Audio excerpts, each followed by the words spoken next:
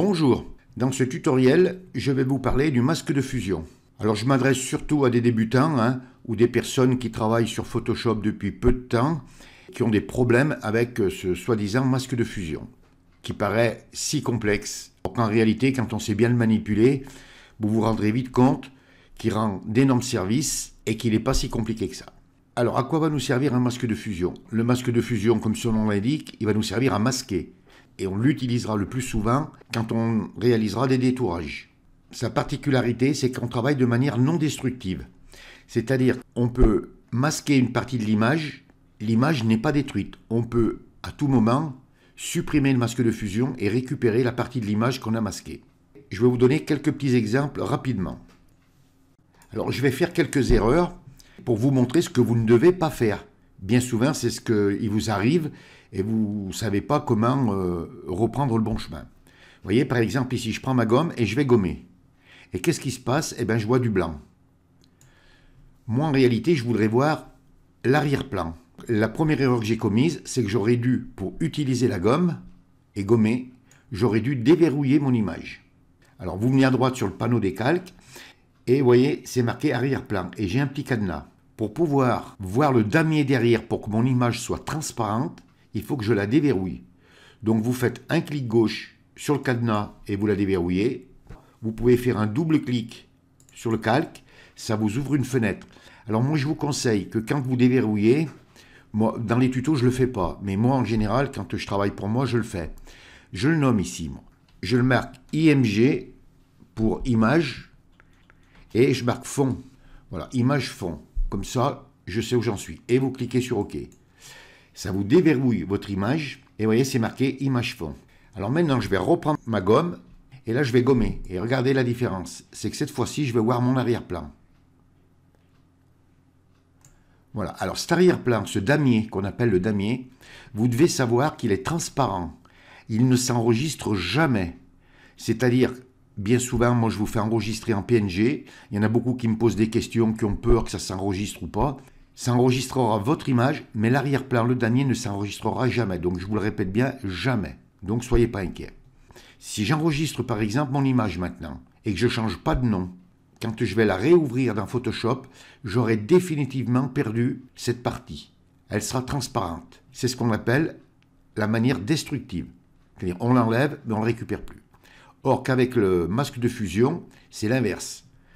On pourra l'enlever, mais on pourra l'enregistrer et on pourra le récupérer, notre image, comme on voudra. Donc je vais vous montrer. Donc je vais faire marche arrière. Donc voilà, j'ai remis mon image normale.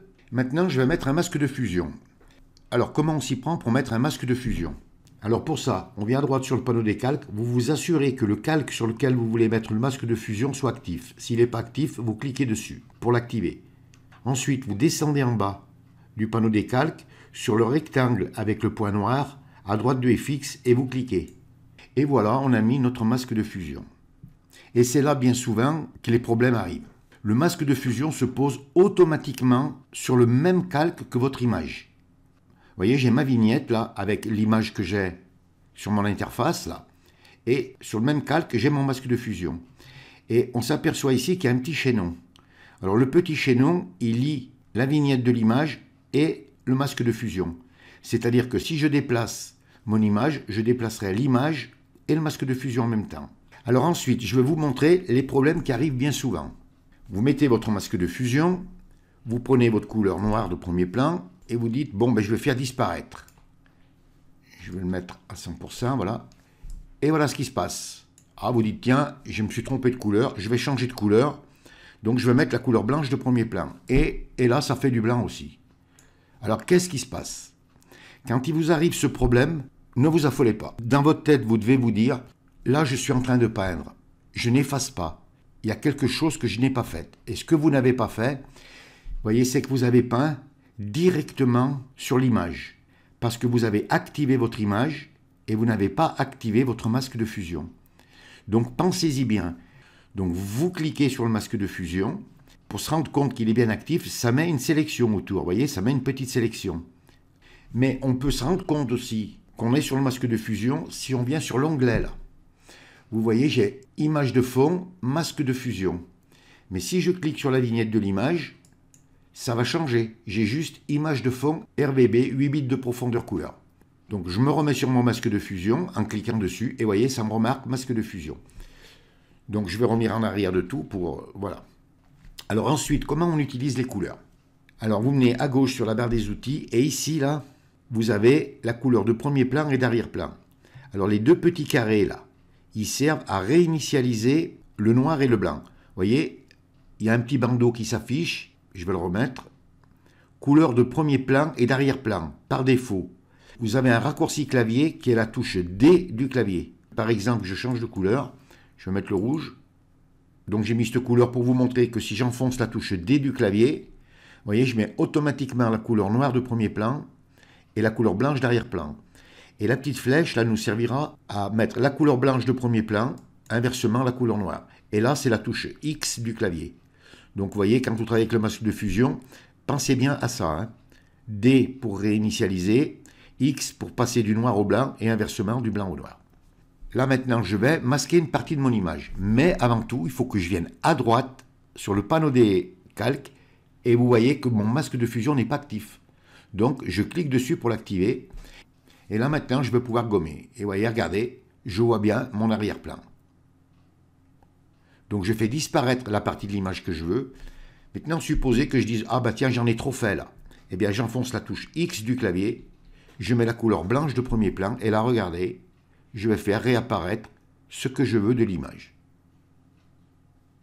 C'est ce qu'on appelle la méthode non destructive. Vous ne perdez jamais rien. Vous pouvez enregistrer votre image. Quand vous la réouvrirez en PSD, vous vous retrouverez dans cette situation. Donc vous pourrez y revenir dessus comme vous voulez. Donc je vais remettre ma couleur noire de premier plan, touche X, et voilà, et je veux faire disparaître une partie. Alors on s'aperçoit à droite sur la palette des calques, vous voyez qu'on a du blanc et qu'on a du noir. Ça vous fait comprendre que le noir fait donc disparaître et que le blanc fait apparaître. Vous voyez bien que votre image, ici les pixels on les voit, mais ici on ne les voit plus. Donc c'est transparent. On peut, si on veut, désactiver notre masque de fusion. Pour le désactiver, c'est pour voir un avant, un après. Vous avez plusieurs solutions pour le désactiver. Vous venez à droite sur le panneau des calques, sur le masque de fusion, et vous faites un clic droit. Et vous voyez ici, c'est marqué « Désactiver le masque de fusion ». Si je clique, ça met une croix rouge là, et ça m'a bouché mon trou. Maintenant, si je veux le désactiver, je fais un clic droit, et je reclique sur « Activer le masque de fusion ». Mon trou réapparaît. Mais on a une autre technique pour le faire. Vous venez sur le masque de fusion, vous maintenez la touche mage enfoncée et vous cliquez.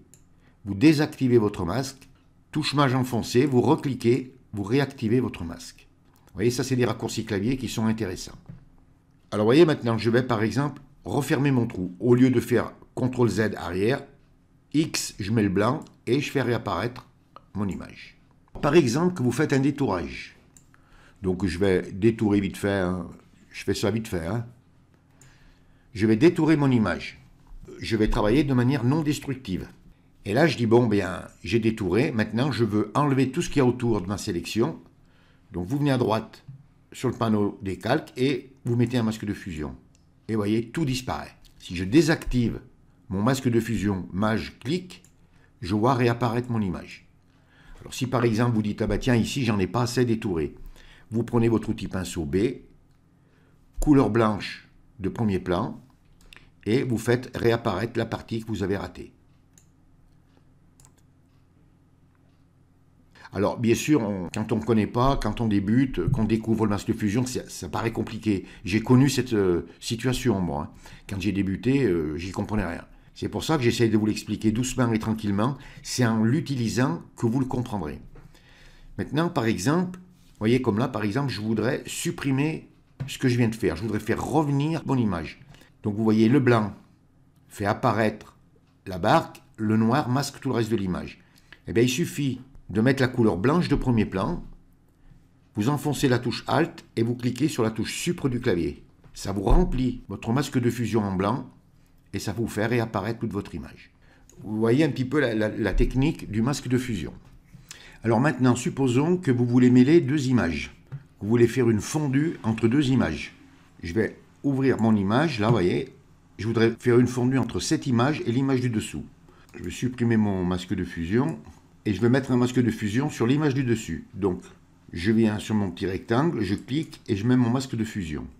Et on va faire ça avec un dégradé. Alors on vient à gauche sur la barre des outils, on s'assure qu'on ait bien la couleur noire de premier plan et la couleur blanche d'arrière-plan. Vous prenez votre outil dégradé et vous vous assurez ici en haut là, sur le rectangle, que vous ayez bien le noir à gauche et le blanc à droite. Alors vous venez ici, vous tracez un trait. Alors si vous voulez tracer droit, vous maintenez la touche maj et ça trace droit et vous lâchez.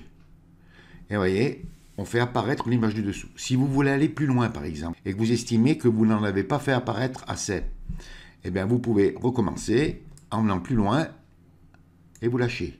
Vous voyez, ainsi de suite. Maintenant, vous pouvez le faire de l'autre côté, à l'inverse. Hein. Vous pouvez le faire de bas en haut.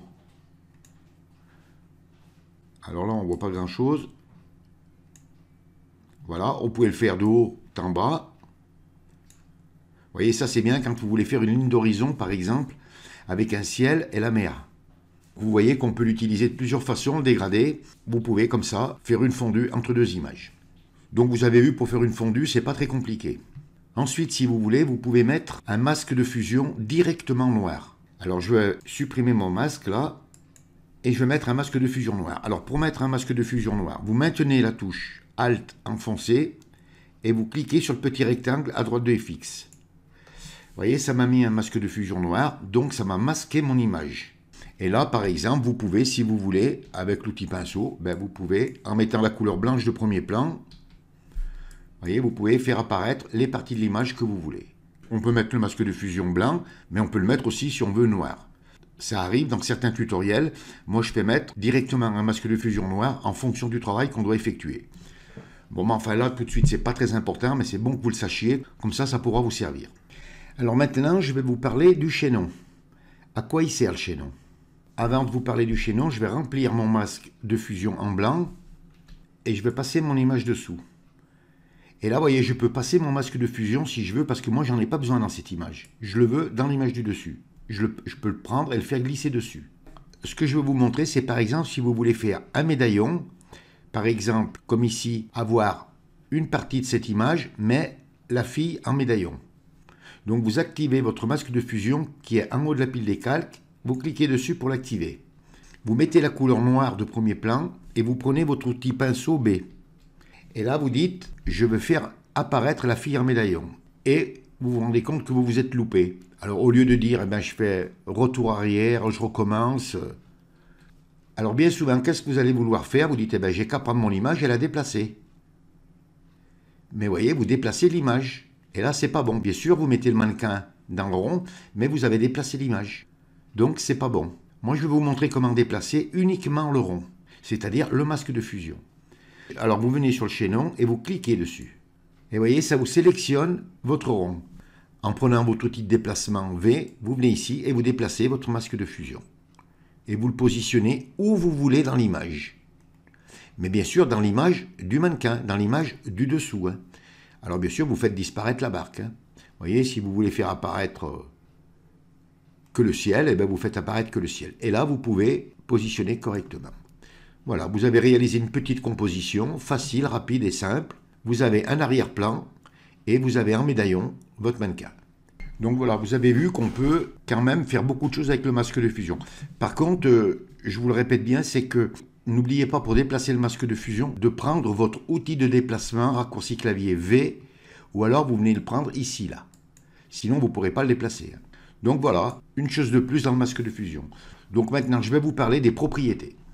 Comment on obtient les propriétés du masque de fusion? Alors on a deux solutions pour les obtenir. Première solution, vous venez sur le masque de fusion et vous faites un double clic. Vous voyez, et ça vous ouvre les propriétés. Deuxième solution, vous venez sur fenêtre et vous cliquez sur propriétés. Et ça vous les ouvre de la même façon. Alors qu'est-ce qu'on peut faire avec les propriétés? Alors on s'aperçoit qu'on travaille sur le masque. Vous voyez, c'est bien marqué ici, masque de fusion. Alors, c'est marqué masque et masque de fusion parce que des moments, on peut associer un masque vectoriel. Donc, c'est pour bien savoir sur quel masque on travaille. Et vous voyez, on voit bien ici qu'on est sur le masque de fusion. Si je cliquerai là, vous voyez, c'est marqué masque vectoriel. Et ça m'a mis un masque vectoriel. Donc, je vais le supprimer. Ensuite, vous avez la densité là. Alors, la densité, qu'est-ce que c'est? Si vous la prenez, vous allez opacifier l'image, la faire disparaître, vous voyez. Donc on fait disparaître l'image du dessous pour faire réapparaître l'image du dessus. Vous voyez, si je la mets à 0, j'ai fait complètement disparaître mon image du dessous, puisque j'ai plus mon masque de fusion, et je vois mon image du dessous complète.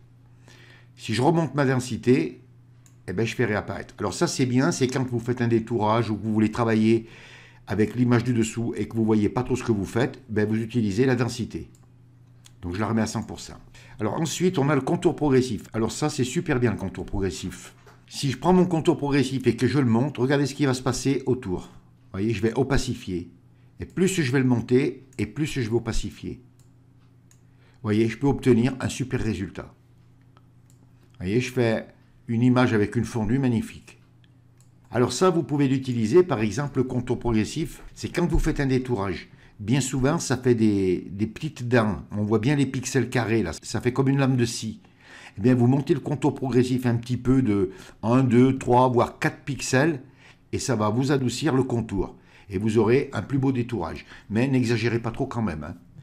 Et vous voyez qu'on peut faire plein de choses avec les propriétés. Ensuite, vous avez ici sélectionner et masquer. Donc, si je clique, donc c'est pour améliorer mon contour. Donc, vous voyez, là, vous avez tous les réglages, hein. Donc, je vais annuler. Ensuite, ici, vous avez plage des couleurs. Si je clique, ben, ça m'ouvre la plage des couleurs. Je vais annuler. Et ensuite, ici, vous avez inverser. Si j'inverse, le noir deviendra blanc, et le blanc deviendra noir. Vous voyez? Donc, je fais apparaître le contour. C'est mon image du dessous. Et dans le médaillon, j'ai l'image du dessus. Je réinverse et je retrouve ma sélection comme elle était. Alors ensuite, ici, là c'est pour récupérer la sélection. Bon, vous cliquez, vous voyez, ça vous met le chemin de fourmi, là.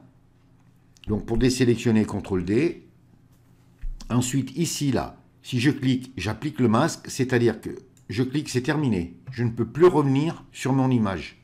Mon effet est terminé, vous voyez, mon masque de fusion a disparu et on voit le trou, là. Je refais marche arrière. Ça, vous pouvez le faire quand vous n'avez plus besoin du masque de fusion. Pour éviter qu'il vous gêne, vous pouvez l'appliquer. Ensuite, ici, vous avez le petit œil, vous cliquez avant, après. Et ensuite, ici, vous avez la corbeille pour le supprimer. Si je clique, je supprime mon masque de fusion et j'ai plus rien. Je reviens en arrière. Voilà, je vous ai à peu près tout expliqué. Donc voilà, je vais mettre un petit contour progressif, je vais le laisser. Voilà, ça fait un petit effet.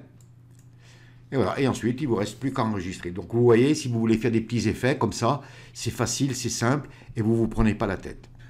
Et pour terminer, je vais vous montrer comment mettre le masque de fusion dans l'interface là. Alors ça c'est pratique, par exemple, quand vous faites de la colorisation, vous colorisez des cheveux, un visage, pour voir si vous avez manqué des parties ou pas.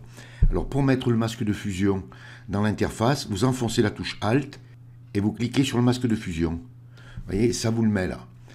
Et avec le pinceau, par exemple, que vous avez raté des parties, eh ben vous pouvez y revenir dessus. Vous voyez, par exemple, que vous avez fait des trous, vous en avez oublié, ben vous pouvez y revenir dessus, directement dans le masque. Inversement, si vous mettez la couleur blanche, eh ben vous pouvez effacer des parties. Vous voyez, ça c'est bon à savoir parce que on se rend mieux compte de ce qu'on fait en grand plutôt que sur la vignette. Et pour remettre le calque normal, vous réenforcez la touche Alt et vous cliquez sur le masque de fusion et ça vous remet l'image normale. Et vous voyez le travail que j'ai fait, ce que j'ai fait, je le retrouve ici. Donc vous voyez, c'est utile et c'est bon à savoir. Voilà, comme ça vous pourrez utiliser pleinement le masque de fusion. J'espère vous avoir à peu près tout dit. Bien sûr, c'est long hein, le masque de fusion, je pourrais vous en faire voir des exemples encore plein. Mais bon, déjà là, c'est pas mal. Là, vous avez de quoi étudier le masque de fusion. À vous de travailler, à vous de le comprendre. Et j'insiste encore lourdement parce que c'est vrai qu'il y en a beaucoup qui m'écrivent. N'oubliez pas de cliquer sur le masque de fusion sur lequel vous travaillez, sur le calque sur lequel vous travaillez, sur l'image sur laquelle vous travaillez. Hein, parce que vous êtes beaucoup à m'écrire, ça ne fonctionne pas, ça ne fonctionne pas. C'est parce que vous ne suivez pas le tutoriel, vous voulez aller trop vite. Donc j'espère que ça vous aidera à le comprendre et puis vous pourrez réaliser plein de belles choses et que pour vous, le masque de fusion, eh ben, ça ne sera plus une corvée, ça ne sera plus incontournable. Vous saurez l'utiliser. Ce tutoriel est terminé. Si vous avez aimé, vous cliquez sur j'aime. Abonnez-vous à ma chaîne, ça me fera plaisir. Merci et à bientôt pour un nouveau tuto.